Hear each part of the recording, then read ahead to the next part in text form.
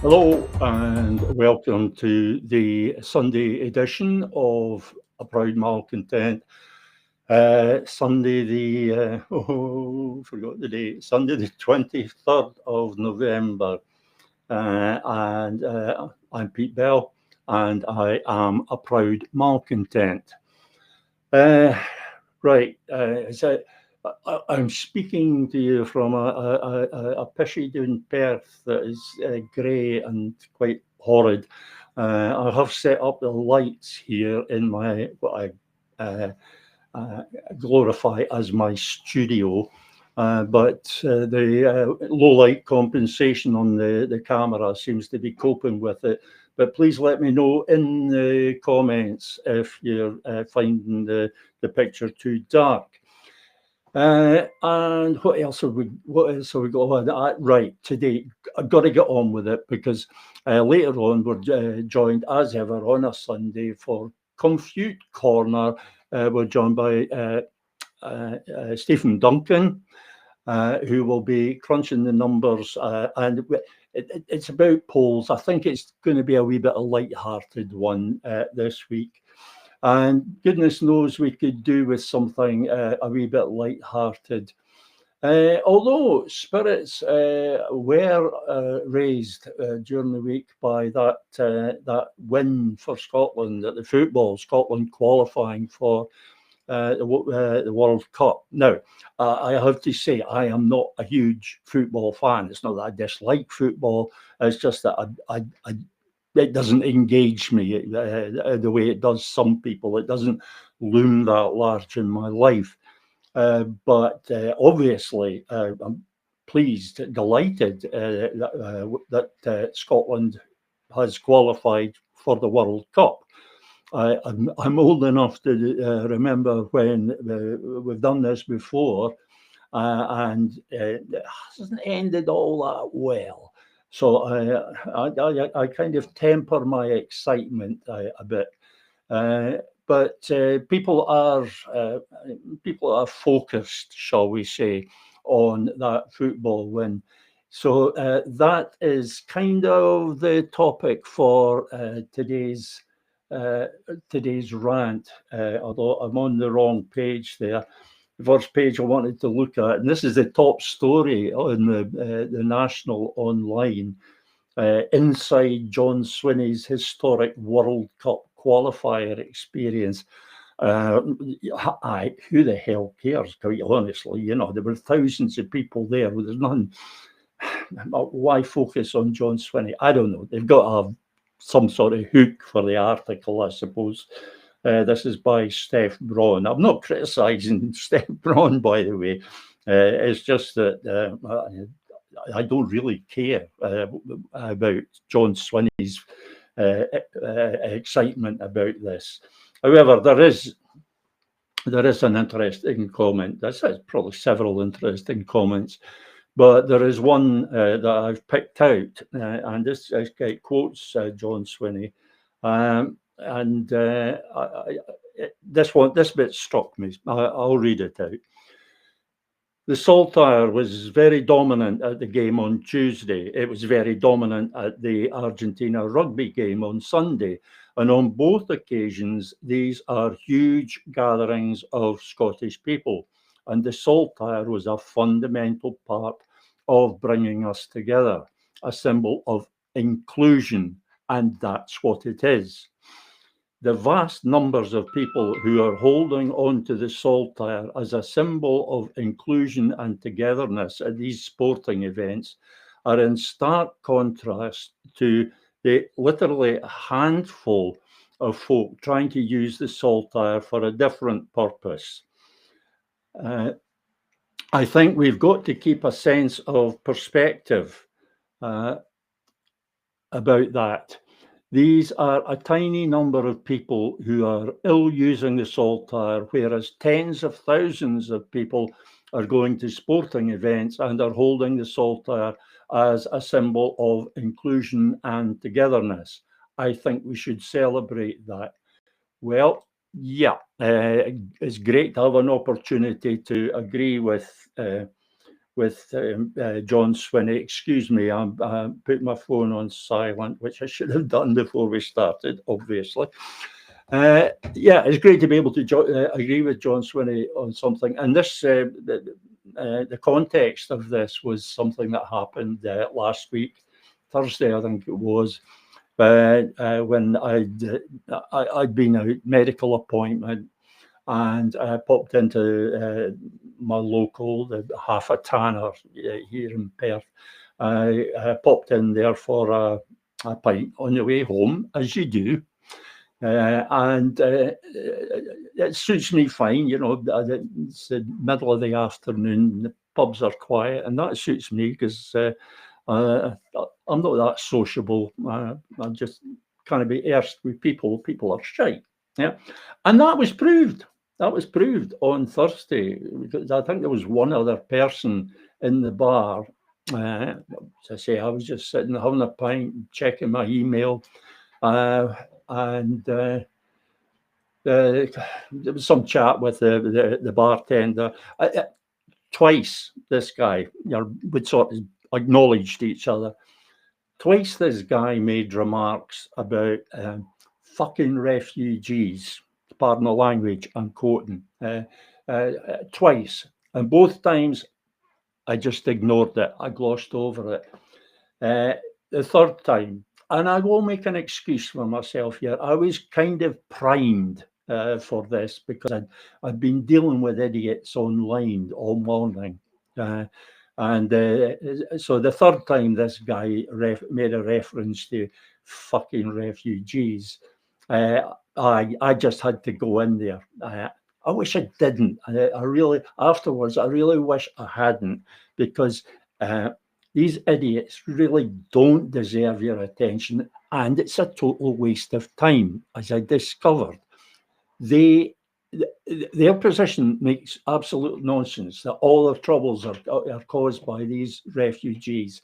There's tiny, and relatively very, very tiny number of people, all of whom are by definition powerless and penniless, but they are somehow the cause of all our problems. And the super rich, the 1%, they're just ignored. They don't have anything to do with it. And I tried to make a point, the point about Brexit and the Dublin Accord. And I asked him, I knew the answer right away, but I asked him how he voted in the EU referendum, and he admitted, he stated quite proudly, that he'd voted leave. And I said, well, do you know that you're the cause of all these refugees having to be put up in hotels? No. I said, well, you are, because Brexit, leaving the EU, meant leaving the Dublin Accord, and the Dublin Accord was what allowed the UK to return migrants arriving illegally. It was an arrangement amongst all the countries of Europe that people could be sent back just automatically within a matter of days, within a week. But that accord finished. The UK was no longer part of that. So what happens now is that these migrants arrive, and they've got, their cases have got to be considered. There isn't a way to send them back, not immediately, and often it goes to court. The cases have to be assessed. And of course, this is a task for the government, or a government agency. So naturally, they make a total arse of it, and it drags out and it drags out. So in the meantime, these refugees have to be put up in hotels. Now, I explained all this to the guy, and then it simply did not get through. It did not penetrate. He could not take in that information. He was incapable of taking it in, because it contradicted this simple idea that he'd got in his head. It was simple. And it occurred to me when this was at the time. It occurred to me that this was an ideal situation for the likes of Farage. Now Farage he's a deft manipulator, yeah, but he's the front. He's the front man for some pretty dark forces that are working behind him. So when we talk about Farage, we're talking about in a sort of metonymic sense. He represents these dark forces. I'll say no more than that. And if I was given to conspiracy theories, I would I would say that this taking the UK out of the EU and out of the Dublin Accord, it was all part of the plan. It created the situation where we have hotels full of refugees, migrants, and Farage taking advantage of that, using it to trigger uh, idiots, the likes of I was talking to in the pub, these people who are looking for somebody to blame. And I would have thought, oh yeah, that looking backwards at it, it looks as if that was planned. It probably wasn't. It almost certainly wasn't, but it certainly looks that way. And there is absolutely no doubt that Farage is taking advantage of it, and this guy just brought it home. But as John Swinney says, we've got to keep it in proportion. These people loom large because they're noisy and because they're so objectionable and because they're just so stupid. They tend to loom very large. But actually, there's a tiny number of them, a really tiny number of them, and we shouldn't really be that bothered by them. Although I admit that guy bothered me. It's been preying on my mind ever, and mostly it's preying on my mind because I feel so stupid about having engaged with him, having spoken to him at all about this. Uh, I should have just ignored them as I did at first. I should have continued to ignore them. However, it happened. We'll put it down to experience. And I suppose these people have to be challenged. Right, next up is well, all our commentators are, of course, latching on to the football and examining it minutely, dissecting it, and we're trying to figure out what meaning it has for the constitutional issue and for the economy and culture and everything else. And I spotted Mike Small's one today, and I have to admit, these days I find Mike Small's articles quite interesting, if a bit wordy. I know I'm a hard neck saying that, but yeah, a bit wordy. Also, I should know that normally I would recommend that you avoid any article that mentions Caledonian anti-syzygy. They're definitely for avoiding. And I don't doubt that other commentators are in the game as well.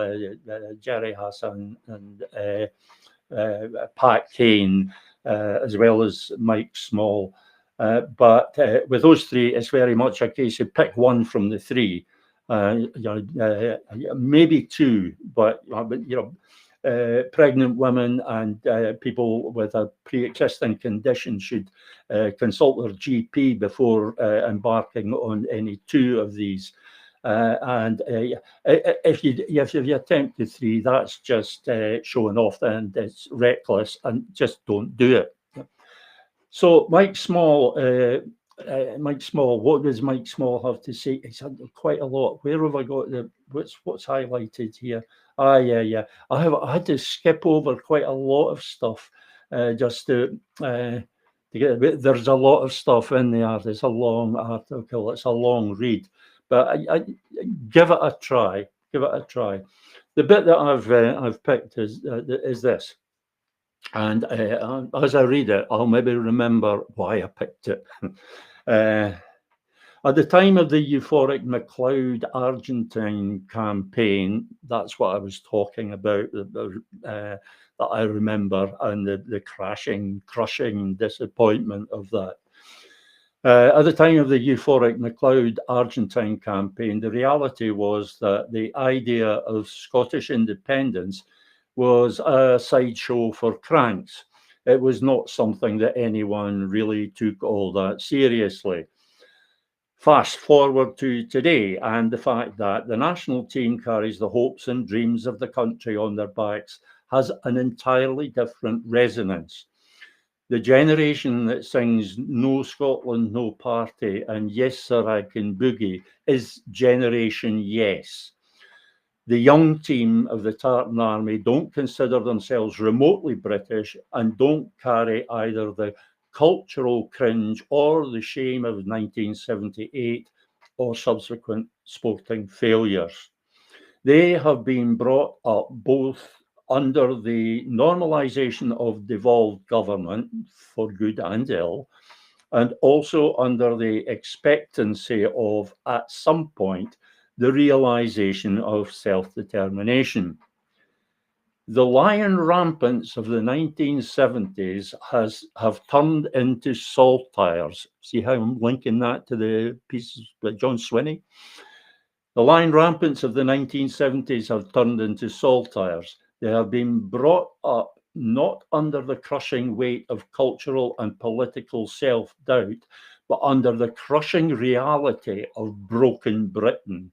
From the cruel failures of post-Thatcherite neoliberalism or the collapse of meaning of British institutions and failed government, to usurp Irvine Welsh's classic line, it's shite being British. Well, I wouldn't know, Mike, as I've never been British and I never will be. However, I take his point, and it relates to what John Swinney was saying, and that there is this whole new generation, and that they don't see things the way that we have seen them, and they don't react to things the way that we might react to them. We are not of that generation, and basically it's a rule that we simply don't understand our children, and they are different. They see things differently. But while the generation has changed, and why, as Mike Small makes this point, the people have changed, and the attitude of people has changed. These generation, yes, people who have come up, have grown up in the situation that we are in now. Their attitude is theirs. It's not ours. So they might not react to that guy in the pub the same way that I did. They might not react to him at all. They might have just laughed at him. I don't know. But they are, aside from the nutters that are abusing our national flag, contaminating it with their hate. These are the people who just think it quite natural that the saltire represents them. They don't feel, they're not in the slightest bit self-conscious about flying the saltire, as perhaps some of us were in earlier years. So there is that difference, but there isn't there always a but. And the but of this is that while people have moved on, this new generation has moved on, the world in which they live really hasn't. It really hasn't. Moving to an article by Col McHale. I'm not familiar with Col McHale, but he is writing, and it's an article which I don't think mentions football at all. So we're getting away from that. But it's about the most modern workers. It's latest to be betrayed by government. Yeah, know what you mean. And Col McHale's point, I've highlighted some passages here which I think, convey what he's trying to say. Here at the top, Scotland is suffering a renewed wave of deindustrialisation, and Mossmorton is only the latest major employer to close its doors. Well, I think we all recognise that there is this phase of deindustrialisation to many of us with the closure of Grangemouth and now the threat of Mossmorton. This is so reminiscent of what was going on in the Thatcher era.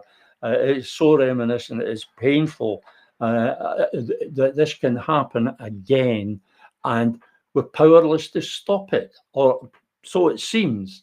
So we have this whole new generation with a whole new attitude, a whole different attitude, but the world isn't paying any attention to them. The world is just staying as it was. Taken together, back to Colm McHale's article, taken together, ExxonMobil, that's Mossmorton, and Shell, that's Petroflex, that's the one in Aberdeen.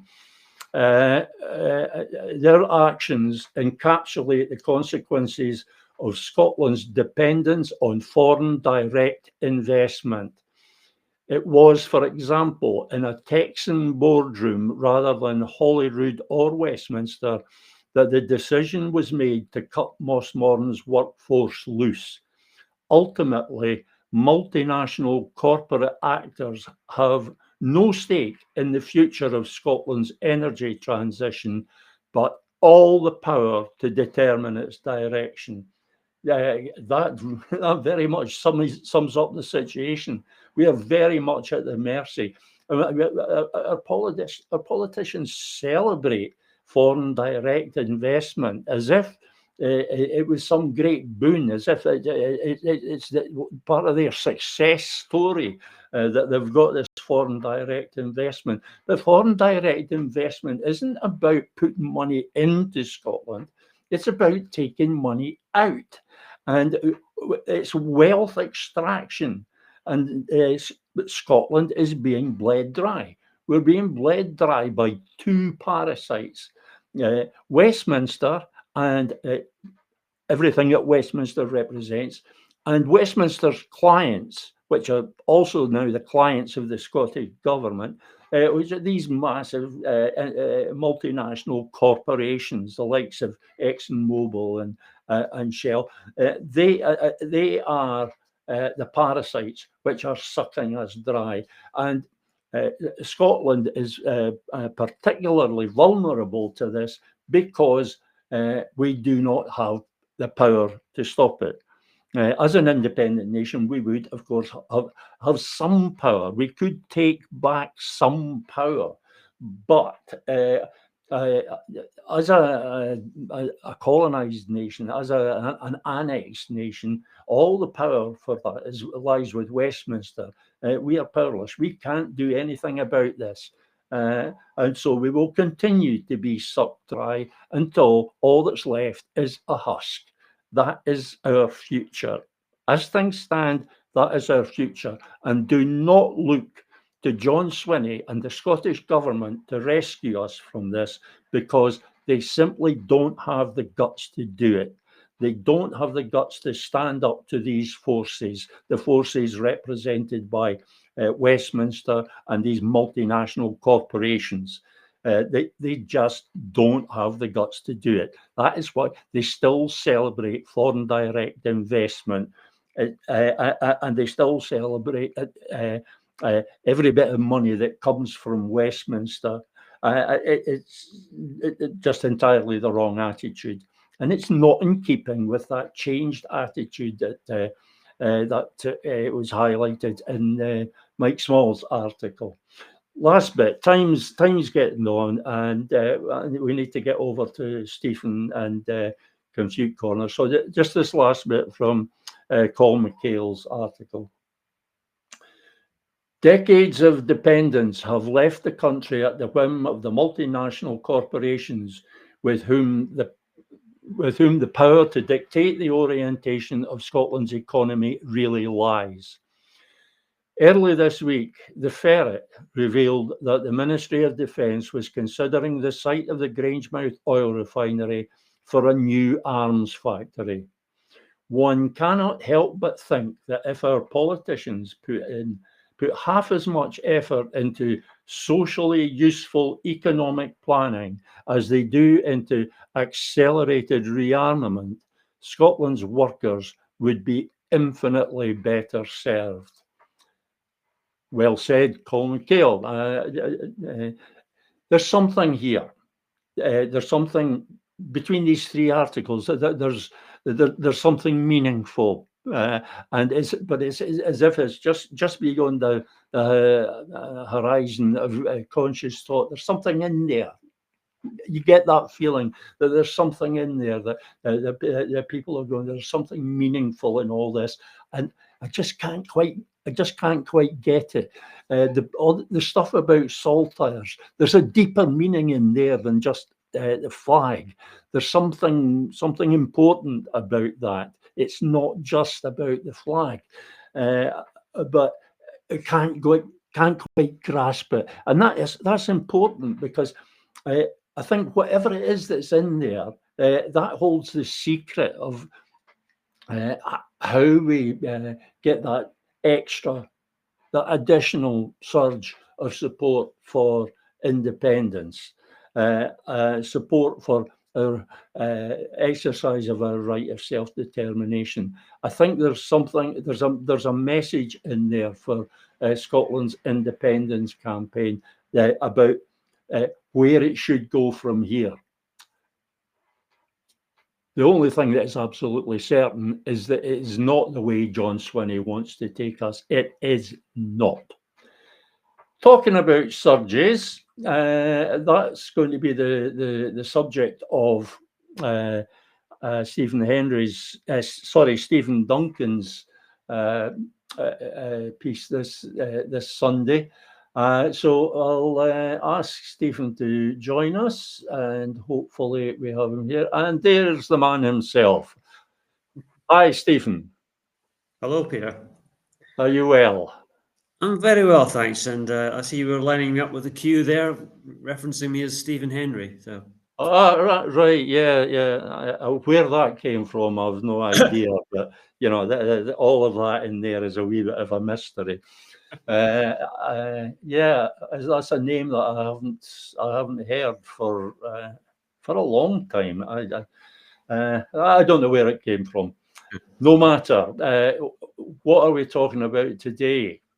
Well, as you mentioned, there's been another surge in the opinion polls, if you believe some of the commentators, and in the National and elsewhere on some of the independence blog sites. So that's what we're going to talk about today, and see how much truth there is in that and what's actually going on. Okay. Just before we start, I should explain to people that normally Stephen would have control of the slideshow, but that bit of the technology isn't working. It wasn't working last week. It's still not working this week because I forgot about it. I was supposed to get it fixed, but it's not being fixed. So I'll be controlling. So there might be a bit of clumsiness in this, if you'll bear with us. But here's the presentation, Stephen. Okay, that's the front page. This is all reported in the National in the last week or two, the last couple of weeks, really.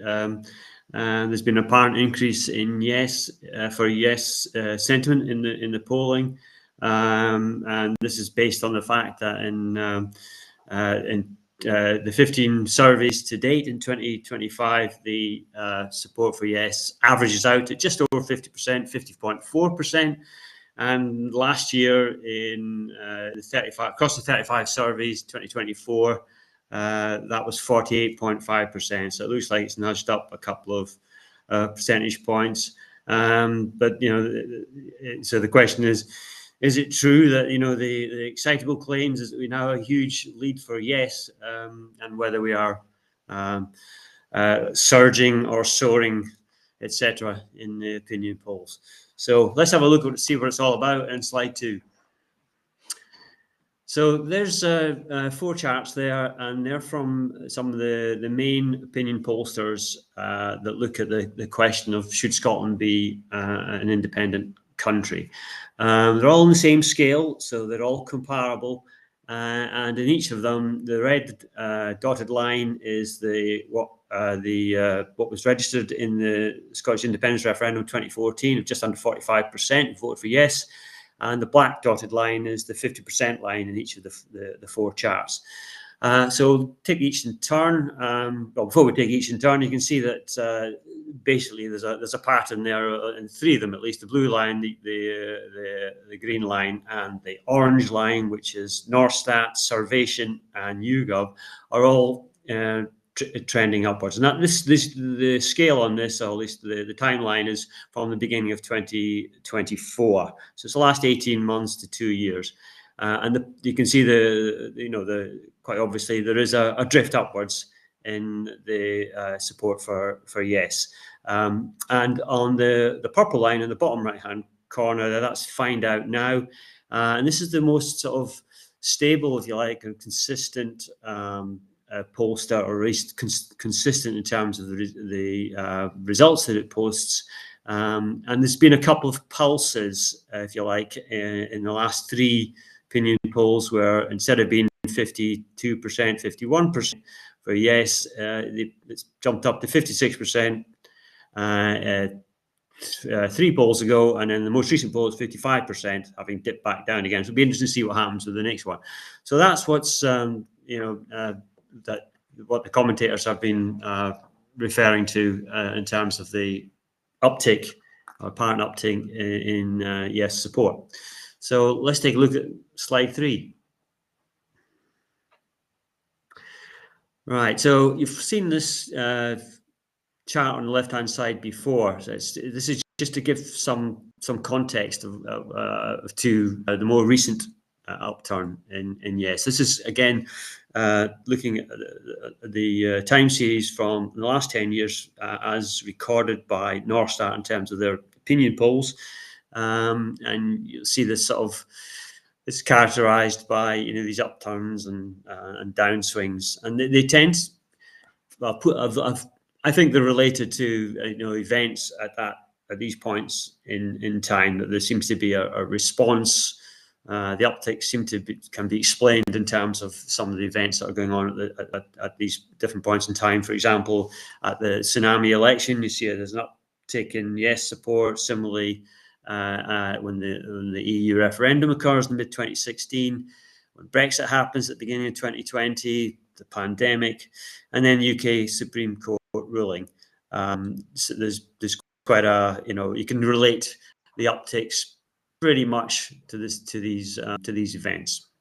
It occurs to me, Stephen, that we can therefore expect a bit of an uptick relating to the football victory. Right.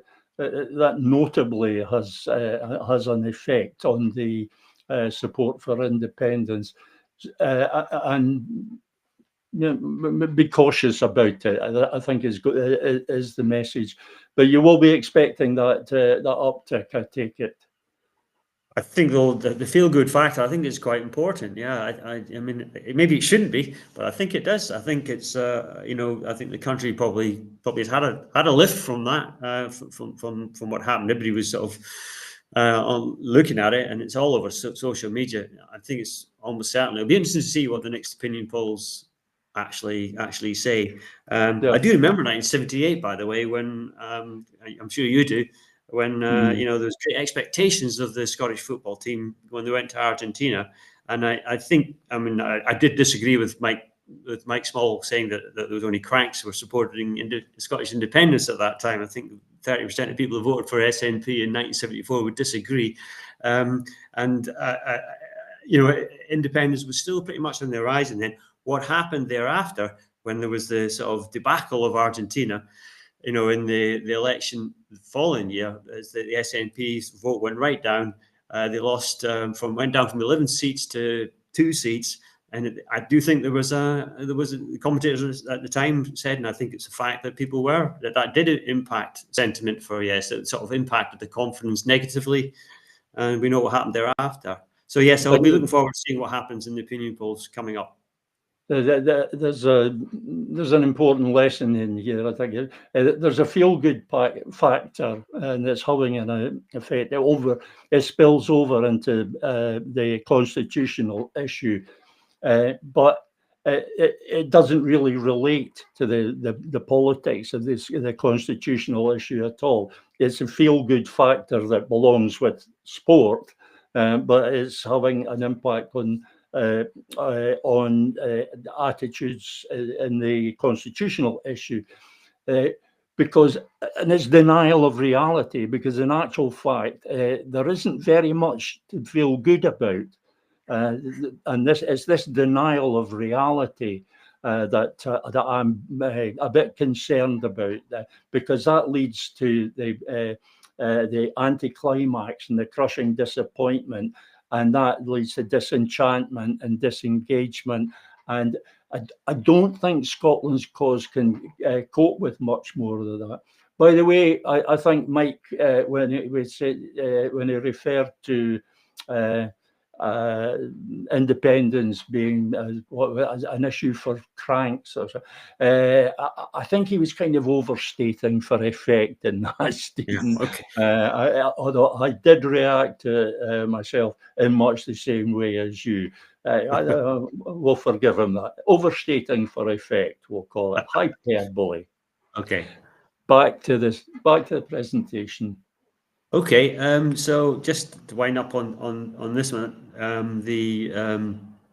there's not been any specific Scottish government or pro-independence party action that I'm aware of that could really have led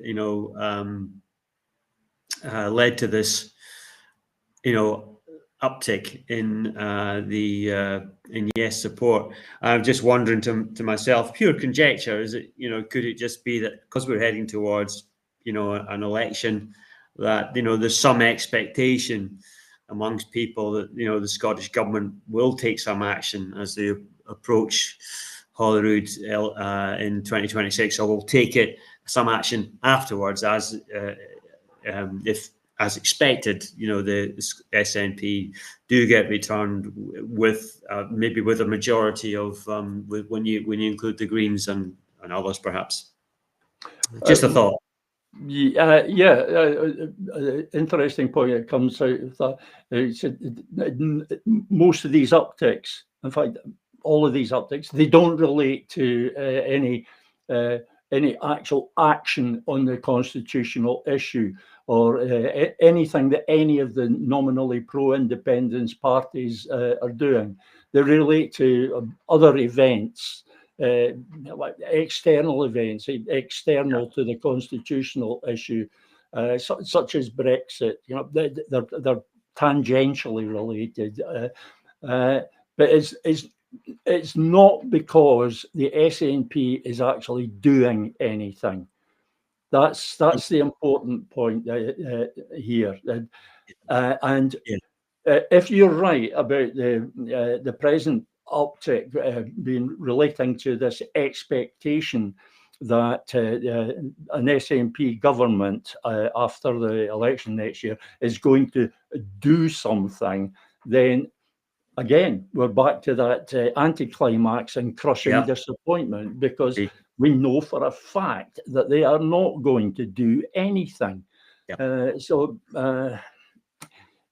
we're headed for the rocks on this, I'm afraid, and that's why these upticks in the polls don't impress me. I'm very, very wary of them, because they don't relate to anything that is being done in the politics. Incidentally, talking about they don't relate to anything that's being done in terms of campaigning. You'll notice that Believe in Scotland is running another crowdfunder. There's big headlines. They got £80,000 or something.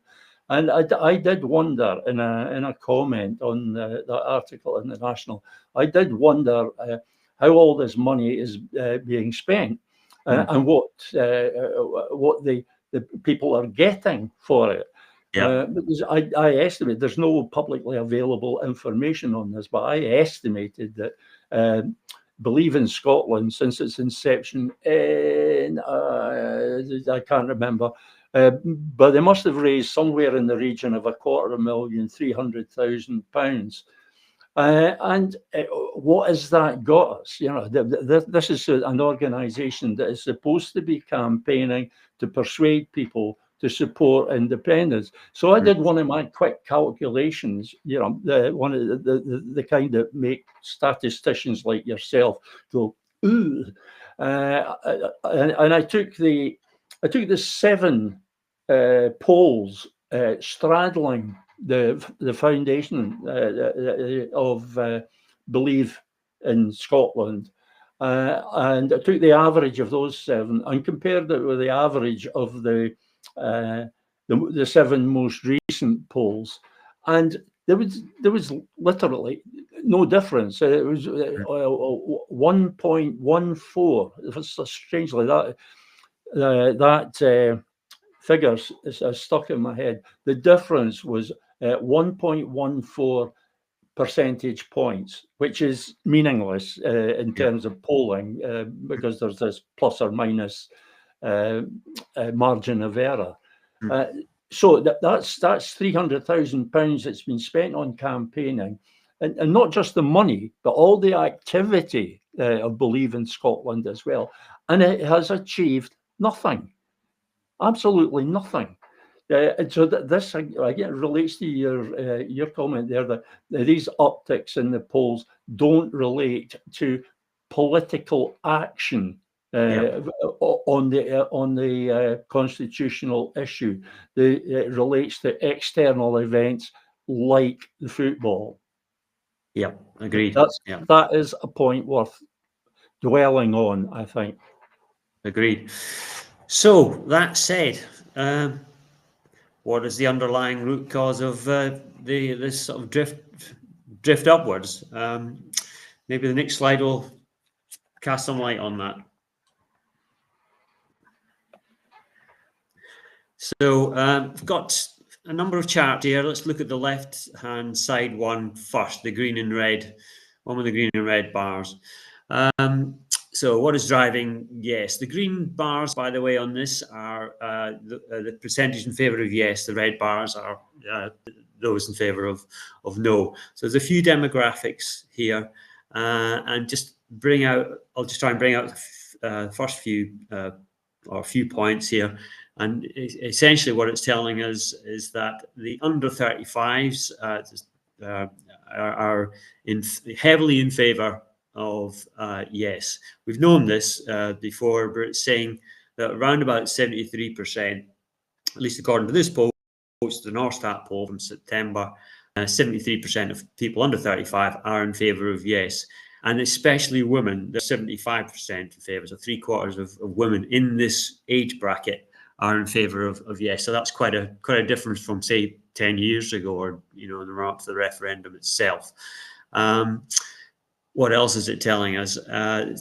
Non-voters, which are 2 lots of groups of people, which is new voters, people who weren't of voting age, and also perhaps those people who just abstained, disappointed and disillusioned, are heavily in favour of yes as well. What's the percentage on that? It's can't quite make it out, the percentages, but it's heavily in favour. You can see that from the green bars. Maybe 70% of those are in favour of yes.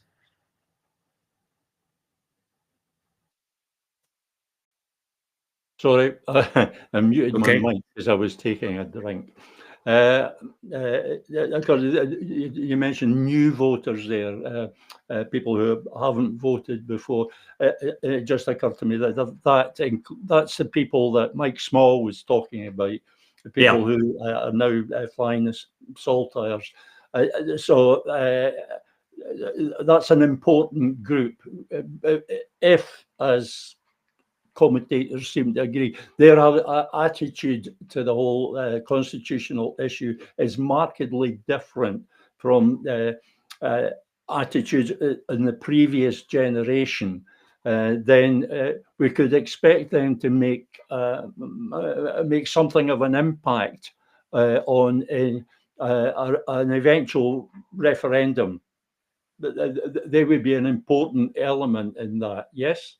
Yes, I would say so. Yes, but we don't have to worry too much about them because they're in the bag almost. We just need to keep them on board. We need to sort of put emphasis elsewhere. But yeah, we do need to make sure that they turn up to vote when we do. When we do get to that point, because that is the point. Maybe they've not got such a great inclination as older folks, the baby boomers and older, who have got a greater tendency to vote, and they tend to vote no. They tend to vote for the union, for the status quo. So you say that these new voters, you say they're in the bag. I know you don't really mean that, but they're in the bag unless they are deterred from voting, unless the disillusionment, disappointment, and that's important, because unfortunately that is exactly what we're headed for next year. By the end of next year,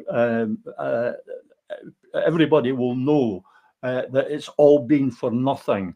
And whatever the uptick in the polls was, it's meaningless, because nothing is happening. There is no political action being taken. So there's going to be this massive come down again, and it's going to be like 1978 is going to be like the Ali MacLeod thing all over again, to use that well-worn football analogy. But when that happens in football, that's one thing. But when that happens in politics, that's affecting all our lives. If these people are deterred from voting by the likes of what John Swinney's proposing to do, and the aftermath of that, if these people just look at that and go, "Oh, what's the point?" and they walk away, then that has serious implications for the constitutional issue. Sorry, Stephen, I just thought I'd make that point. No, it's a valid point, and just to bring it home, if you look at the Scottish independence referendum and the EU referendum, the 72% and 73% of non-voters, are in favour of yes there. So the non-voters there, a large proportion of them will be these young folks that that weren't able to vote, not disillusioned ones, but they weren't able to vote. So so they are heavily in favour of yes as things stand. Unsurprisingly, SNP supporters and those people who voted for Remain, and those people that did vote yes in the independence referendum of 2014, remain heavily in favour of yes. Okay, so that's what's driving yes. So, but what's the why? Why is yes being driven upwards? So we look at these four charts on the right-hand side. A couple of them will look familiar from a couple of weeks ago. The top two charts refer to the period 2020-2022, and the bottom two charts refer to the period since then, from 2023 onwards. And that's what we're looking at here. And the black line is yes support over these periods, and the yellow line is SNP voting intention, and the red line is Labour voting intention. So that's British Labour in Scotland. Your favourite term, Peter, bliss. And what we can see is that if you remember from 2 weeks ago, when we were looking at yes, the sort of yes versus SNP and the pro-independence parties, you can see there's a high correlation. Just a reminder, high correlation in the initial period, 2020-22, between Yes and SNP voting intention. That was broken, has been broken thereafter. There's not a strong correlation. It's statistically insignificant in the second time period. That's why you've got a correlation coefficient of minus 0.25. Now look at this situation with Labour. I find this quite interesting. In the first period, you've got a correlation coefficient of minus 0.4. So there's a negative relationship between SNP, yes sentiment and Labour voting intention, but it's quite a weak relationship. It's negative, but it's quite weak. Look at this. Just drop down one chart to the fourth chart in that in these four, and look at the correlation coefficient. Well, look at the lines first of all, the black line and the red line. When they start to depart, it's just after the election, the Westminster election in 2014, but middle of 2024 rather, onwards. Correlation coefficient is minus 0.78. That's a very strong inverted relationship. So what we've seen two things here. We've seen that there's a strong positive correlation between yes and SNP voting intention in 2022, and in 23 to 5, there's a negative association between yes and voting intention for British Labour.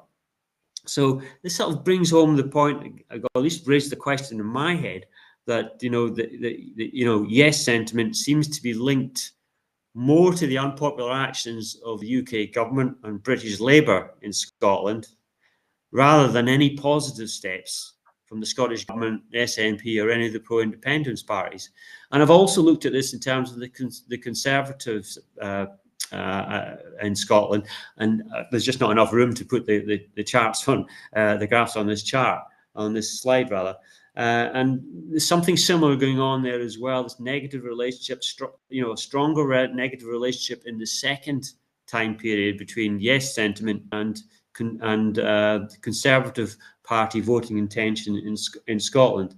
These two things themselves, they sort of slip in support for Labour and Conservatives, or the link between that and yes sentiment is probably itself related to the fact that reform is so popular now, particularly south of the border.